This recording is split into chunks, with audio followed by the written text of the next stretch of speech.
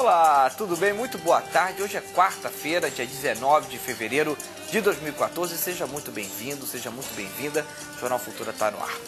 Estoques pesqueiros do planeta estão entrando em colapso, isso segundo pesquisadores. A estimativa é de que a indústria da pesca retire dos mares a cada ano cerca de 30 milhões de pescado para o consumo humano. Assim, em pouco tempo, calcula-se que algo em torno de 50 anos, espécies que hoje estão ameaçadas poderão desaparecer. A pesca começou a ser um problema a partir dos anos de 1950, com o desenvolvimento de tecnologia que permite aos barcos industriais localizar cardumes com mais precisão e pescá-los em maior quantidade. A pesca predatória é crime e no Brasil o principal órgão de fiscalização é o IBAMA. O assunto é tema de entrevista aqui no estúdio. Faça sua pergunta pelo telefone 0 operadora 21 2273 5020 ou ainda pelo Twitter no @canal Futura.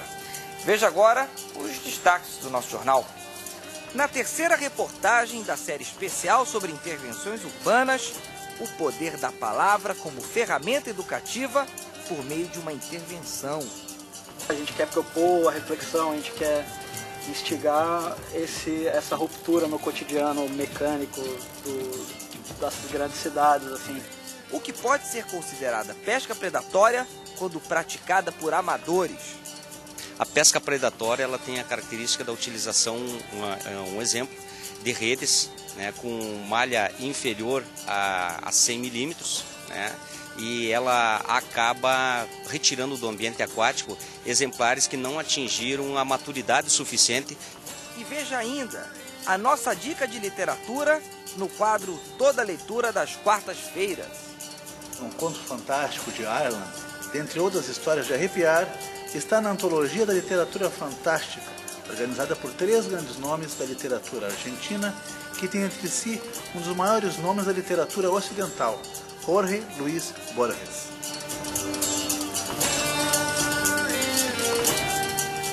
O poder da palavra. Na terceira reportagem da série especial sobre intervenções urbanas, a repórter Julie Wexel irá mostrar o relacionamento entre artistas, a população, a literatura e o espaço público. Vamos ver.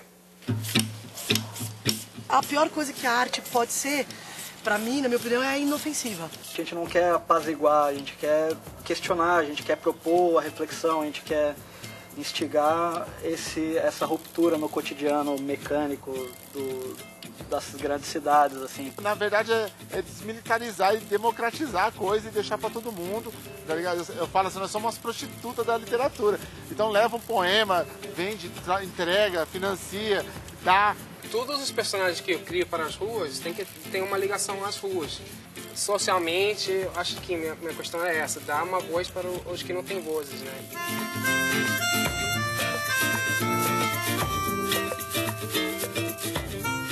A palavra é arma, arma de educação. E é com ela que esses 5 escritores e artistas ferem a rotina e interferem na cidade. Eles aceitaram o nosso convite de ir até a Sala Futura, no projeto social Arrastão, em Campo Limpo, São Paulo, e conversar com 32 jovens, muito dispostos. A intervenção poética chamada Palavrarmas envolveu esses adolescentes com as poesias, as rimas, as histórias de literatura e a educação. Foi importante fazer ele dentro de uma quebrada, dentro de uma periferia, e num projeto importante como é o Arrastão, com a coligação com o Canal Futura, tudo. É muito importante para a gente estrear dessa forma. Não ofereço garantias, só risco para aquele que souber transformar em traço. As coisas acontecem mesmo na rua, né? De onde a gente tira as histórias, os personagens. Nesse caso, a oralidade traz toda a força, né? Porque uma coisa é a palavra morta no papel, a outra coisa é ela viva, sendo atirada pela boca, né? O som, o gesto, a movimentação do corpo, dos braços, andar no meio do público, incitar o público a participar. Eu acho que tudo isso dá uma força muito maior para a palavra. A escola tem uma influência muito grande porque pega sempre a literatura para você fazer uma prova, para você fazer um trabalho e esquece que a literatura é arte. No meu caso, assim, foi fundamental para estar aqui hoje, assim. Eu não faço ideia de onde que eu estaria agora, nesse momento, se não fosse a literatura, se não fosse a poesia, assim. Eu tô cansada de ser arrombada. Ele estiver com sono pesado, dormindo, que nem um menino. As pílulas a gente é subverter, né? É pegar uma coisa que é do tráfico e pôr informação dentro, que até a menina perguntou, mas essa cápsula, onde vocês compram se não pode? Não, a cápsula não tem maldade. O que tem dentro é que tem maldade. Você pode pôr um pó de cocaína, você pode pôr uma poesia.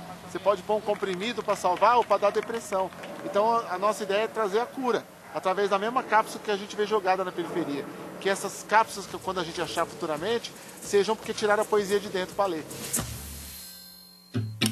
Se você passar por Copacabana ou pela ladeira dos Tabajaras, na zona sul do Rio, pode ser que você encontre o Tito, artista plástico norte-americano que vive há 11 anos no Brasil.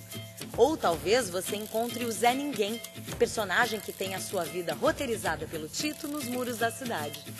Conta pra gente o que é o personagem Zé Ninguém. Quem é ele, o que ele faz, qual é a história dele? O Zé Ninguém é um imigrante, né? Igual eu aqui no Brasil, igual meu pai em Nova York, que vem do Porto Rico.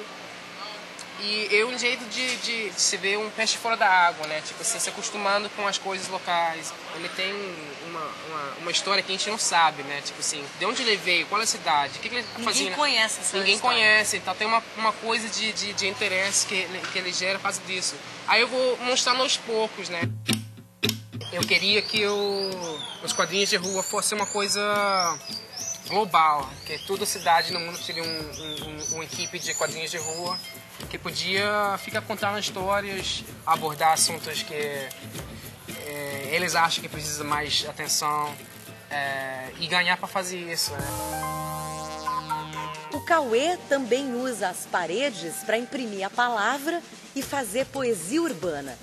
Cauê e a palavra são componentes do coletivo Transverso, que faz intervenções no Rio de Janeiro e em Brasília desde o começo de 2011. Muitos escritores eles comparam a literatura ao esforço do artesão, ao trabalho de artesania. Na arte urbana isso não é uma metáfora, isso é a verdade, porque você... É literal. É literal, você precisa daquele esforço, você precisa desse trabalho artesanal também.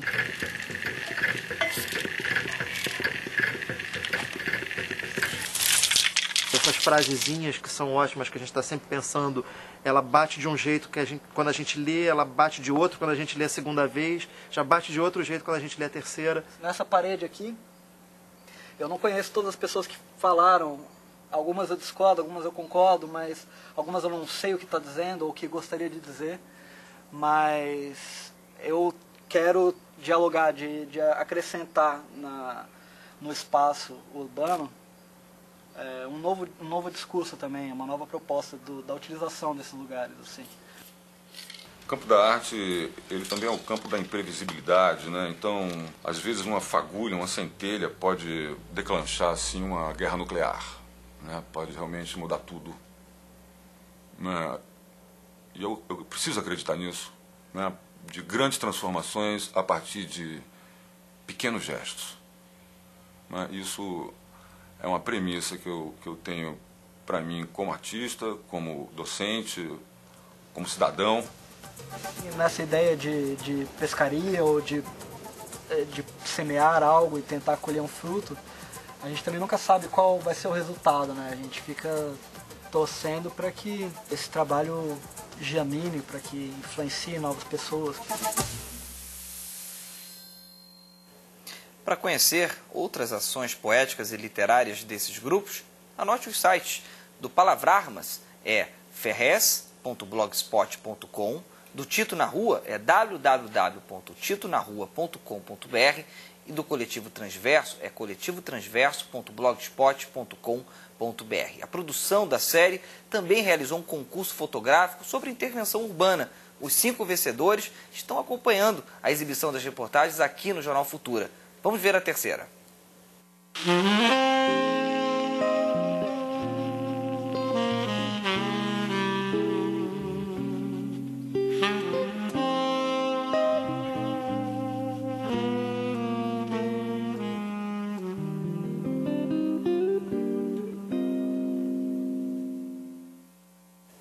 Maravilha, maravilha, Elisa. Parabéns. São Paulo. Bem, vamos para o intervalo rapidinho. A gente volta já já. Em instantes, quando uma pesca amadora pode ser uma ameaça aos peixes.